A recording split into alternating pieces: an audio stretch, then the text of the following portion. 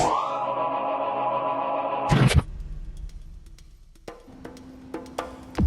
right, so today we're going to look at some jiu-jitsu theory on back control. And we're going to be specifically looking at tying into this concept that we apply in pins of hips and shoulders to our back control, and again, controlling these hips and shoulders. So if we look at pins, my partner's laying on their back, right? We got 2 shoulders, 2 hips. If I'm controlling both of his hips, it does nothing as far as controlling his shoulders. He can move his shoulders, he can sit up even. It's not gonna be a good pin. Likewise, if I control both of his shoulders, he can still bridge, turn, tuck his knees. It's not a good pin. If I have same side hip and shoulders, he can scoot, slide, and turn. But if I have opposite hip and shoulder, I have a little bit more control, right? I can keep him down in those positions a little bit. So we're going to look at how this applies to our back control position.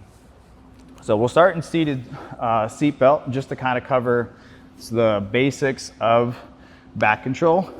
Starting with having both of our hooks, both of our feet inside. We want our feet together, right? And pinched down this way. We want our hamstrings engaged and our knees pinched and here. We don't want to have hooks. We don't want to have our feet crossed. We want them down and engaged. We want our posture up, pulling our partner back, stretching them out, and putting our head on their shoulder. And again, we can have our seatbelt grip. The idea being that the underhook hand is always on top, so if he peels that hand off, our choking arm is still going to be available. If we did it the other way, now we have no choke. So we're usually always an underhook hand on top. He peels it off, and we can still go for our attack. So we're going to start in, let's get this way. So we're going to start in our overhook side. We're going to kind of go over this position. However we got here, either from whatever our back attack was that got us into this position, we generally want to start with both feet inside, get our 4 points if we're doing a points competition. But even in general, just getting here to establish the shape and position of our back control is going to be good. Now, just because we got here and we get 4 points for it does not mean that it is the best position for control. So if we're thinking about the same concept of hips and shoulders, the same concept, the pinning concepts that we apply, how can I control his opposite hips and shoulders from this position? Right now I have equal control over Adrian's hips by having both hooks, right? My shoulder control is largely to his left shoulder because that's where my underhook side is. That's kind of where my grip is. And I don't have a lot of pressure on this one. I can angle my elbow to kind of pin that shoulder down, but for the most part, he can still kind of scoot and move at least with that one arm, right? So if my control is distributed to his left shoulder and then it's split evenly between his hips, I don't have the best control.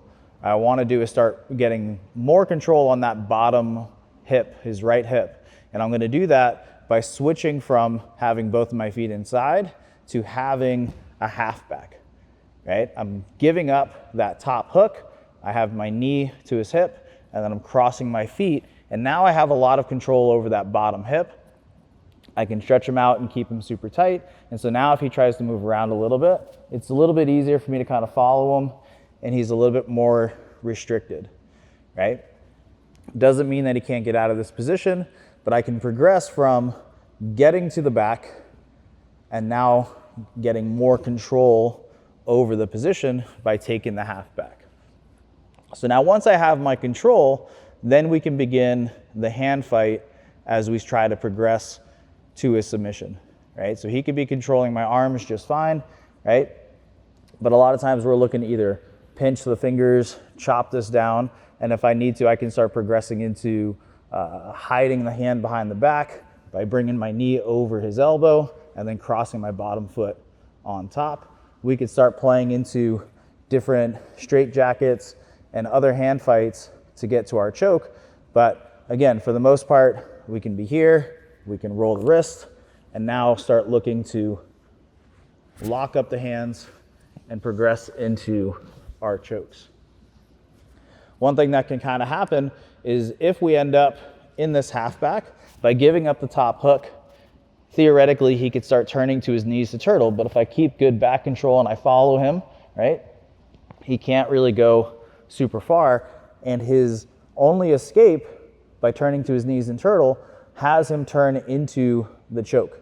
So as I'm here and he thinks he's gonna go and escape, he's actually going right into a deeper choke by turning into my elbow pit. It's the same thing that would happen if I took my bottom hook out and pushed his shoulder to make this deeper, except now he's gonna do it for me. He goes and I can wrap this up and throw in for the choke. Okay, so now we're gonna look at optimizing our back control from the underhook side. So when I'm on the underhook side with my back control, again, however we got into this position, I'm settling into the back control position. I've got both hooks, I can stretch them out, have my feet together. But now, like before, my underhook side, his left shoulder is the one that I have the most control over, and then I have equal distribution of his hips, and I need to get more pressure onto his right hip. In this case, it's on top, right? So this is where we would look to go for a body triangle. This would be a great spot for me to get my feet together into a stomp or into a full body triangle. Some people are really good at getting the body triangle up around the ribs, which doesn't feel very great, or again, it's pretty standard, we can have it across the hips.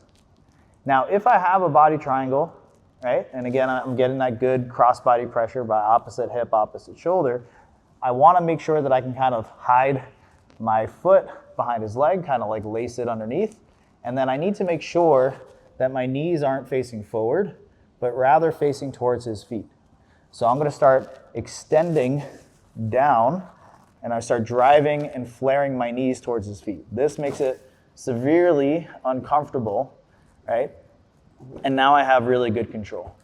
So in this position, his movement is going to be super restricted. I've got this cross-body pressure. His top arm, his top shoulder maybe has a little bit of mobility to it, but it's going to be very difficult now for him to try and get his back to the mat or anything like that. Whenever we're on the underhook side, right, it's very important that my head remains underneath my partner's head. So again, we're still looking for that chin on shoulder kind of position. I'm kind of stretching my back and getting here. I could even start to wrap a little bit deep just to make sure that I'm really underneath him, and it makes it very difficult for him to get his head to the floor, right? And then once I'm able to start setting up my body triangle, right, this is kind of where I want to be. So again, I go from the basic shape of back control, I progress to my optimal control, which is going to be my body triangle, and now we can begin whatever our hand fight's going to be. Which again, if he's controlling my choking arm, I can go for that wrist roll. He can still try to prevent the choke. I can pull back, trap. Now, again, I can kind of hook and trap that arm, and I can go back to start setting up my one-arm chokes. I can pull and switch this to an overhook side and start settling into my chokes there. Also, from the underhook side, the other reason why having this crossbody pressure to that opposite hip, utilizing the body triangle, is that it now makes it that much easier for me to start progressing into arm bars and back triangles, right? I would have to start getting my feet over to the side and start shifting underneath him to do either one of those attacks. So again, it makes sense that we would have the most amount of control by going to that hip. And then now if I wanted to go for the arm bar, I can loop my elbow over his head, followed by my leg, chest onto the elbow, feet down, Adrian, so they can see, right? And then now I can naturally start going for my arm bar. Likewise, with the back triangle. Same thing. Settle into my underhook control, progress into my stomp or my back triangle. And then as I start to go up and over, now as long as my knee can beat his shoulder, I can flip, grab my shin. Now I'm gonna shift my weight to the other side. And I pull up, scoot around this corner so that now I can lace my back triangle and go for my finish.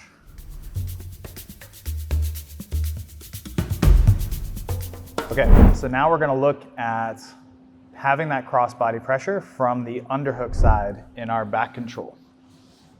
So I can have my initial seatbelt, feet together, but now we're laying on the underhook side. And whenever we're on the underhook side, we want to make sure that our head is on our partner's shoulder. We want to make sure that he can't get his head to the mat. We could even try to position ourselves maybe with like a deep hook so that we're really kind of like wrapped around almost underneath the ribs, but we still need knees pinched, hamstrings engaged, and we're here, right? So now the issue here is that, again, if I just kind of keep my hooks in and I have equal control over both hips, his hands are relatively free, where if he tried to take a hook out and freeze that bottom hook, that's a problem. If he takes the top hook off, that can create some other problems, right? So for us to have this cross-body pressure, now I need to start targeting this top hip, right? Because my underhook side is where I have control over his shoulder, and now I need that opposite hip. So this is where we'd want to look for our stomp or our full body triangle, right? Because now I can hide my hooks so that he can't escape my feet, and then I can create a lot of pressure with my body triangle.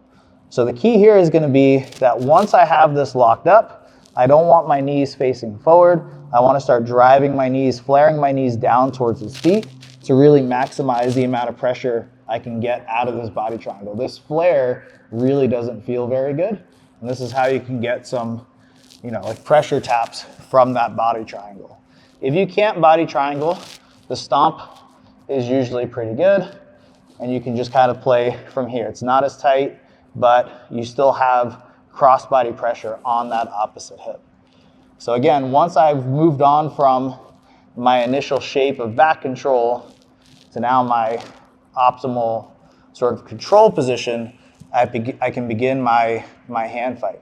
In this case, I can look for that same wrist roll, trap that bottom hand, start to threaten a choke. If he's defending this, I can strip his grip by pulling straight back and re-gripping his wrist and then lacing through into another arm trap. Now I can snake in, I can go for my one arm choke.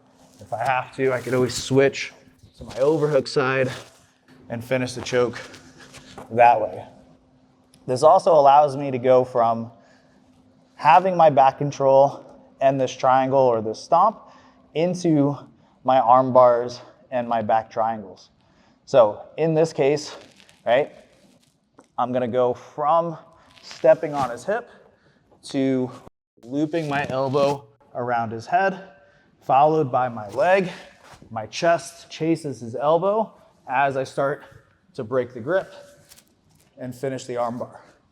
Or from that same position, I can go from that stomp. As long as I can bring my knee over his shoulder, I can loop over into my back triangle, grabbing with both of my hands. I shift to the opposite side. I can kick up to make sure that this is parallel underneath his chin, and then I look for my back triangle here for the finish. Okay, so now we'll look at a couple bonus chokes that we can do from the underhook side of our back control. So as we're down on the underhook side, and again, we should be looking for our stomp or our body triangle. One of the things that can happen is if he manages to win the head position fight, right? He can start scooting his back towards the mat, and then this is the beginnings of his escape. So usually when this happens, right, he wins the head position. I want to be able to push to separate and free that bottom hook, and then using my body triangle or that stomp, locking his hips in place, I can cut across his neck, join my hands together, palm to palm or S grip, and then I'm going to lean forward for my choke. Another one that we can do from this side under the same scenario, again, we start to lose that head position and he gets his head to the mat, right? Same idea, but now as I come up, I'm going to place my hand down his back and I'm going to shoot my hand through my elbow pit, and I can lace in this way for my reverse figure four. Right? Think of it as a rear naked choke, but downward. As I go for this reverse figure four, I'm able to collapse in and get the choke there. Nobody likes that one. So we're gonna look at another bonus technique from the underhook side when we're setting up our choke. We progress from having both hooks to having our stomp or our body triangle. And now in our hand fight, I want to find my partner's elbow and pull this in tight to free my bottom arm. This is now going to lace underneath my shoulder and my armpit. And so as you can see, I have a deep like overhook choke threat, and I can get the finish just right here. But I start from here, I can go through whatever my hand fight is. Once I'm able to capture that elbow, I'm able to lace it and hide my choking arm here. And now I can go for my finish.